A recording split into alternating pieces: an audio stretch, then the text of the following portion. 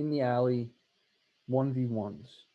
And it doesn't necessarily mean that we're like dodging down the alley. All it means is that we're going to create an alley. So we can use the alley because that's a nice 10-yard width. And then we would want to make a bunch more depending how many kids we have. We would just create these lines with cones, and they don't have to go all the way from the midfield line to the end line, but I'm just drawing it here. So we see right now I've got 1, 2, 3, 4, 5 alleys to work with. 1, 2, 3, 4, 5, excuse me, 6 alleys to work with. Okay. And I'm trying to make them even, roughly 10 yards and maybe at least 20 or 30 yards length. All right. So if we're just looking at this alley right here, what we would have is a line of offensive players, and we shouldn't have that long of a line, right? Because we've got so many of these alleys.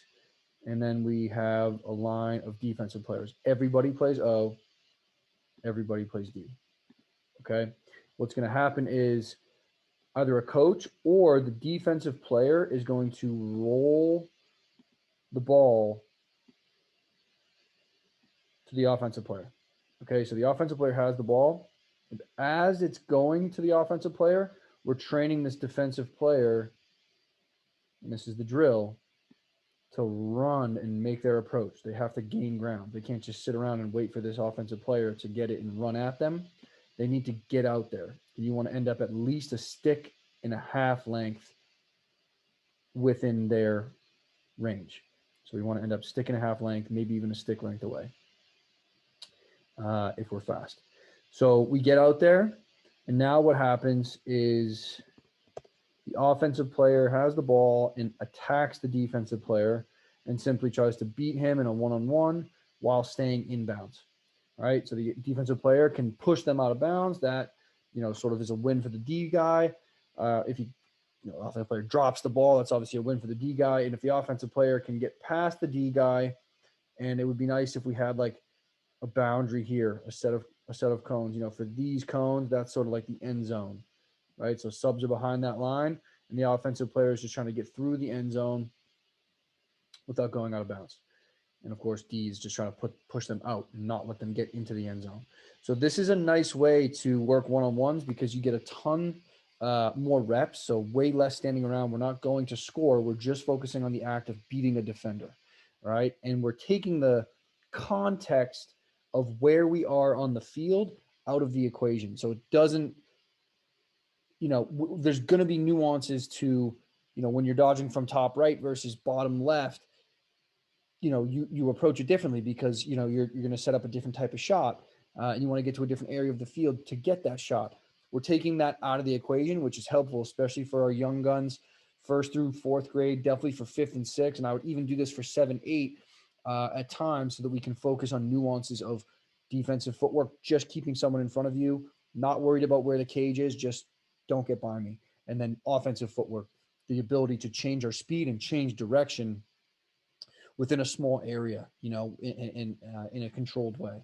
So definitely want to try this in the alley 1v1 so that you get more reps in less time, and then build into doing a 1v1 drill on cage, right? And now we add in the nuances of defensively we want to push them down the alley, simple things like having the context of the goal be a part of our defensive mindset.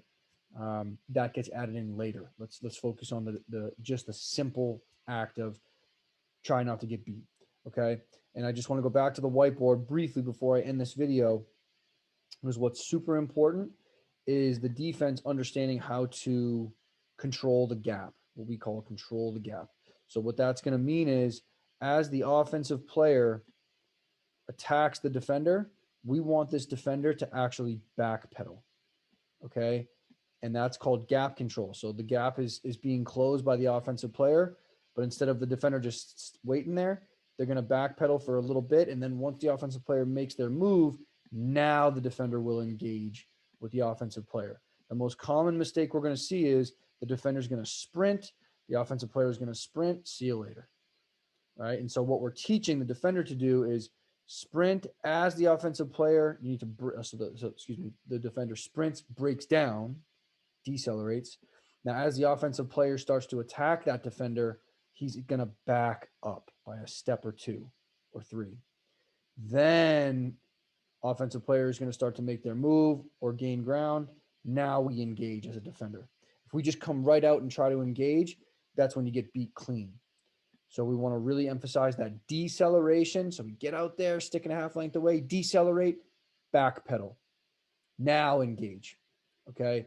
If we can get our players doing that, they're going to be better defenders, hands down. Okay, we want our attack to practice this. Our midfielders, this is beneficial for our goalies, right? Everyone will benefit from understanding how to beat someone and how to keep someone in front of you.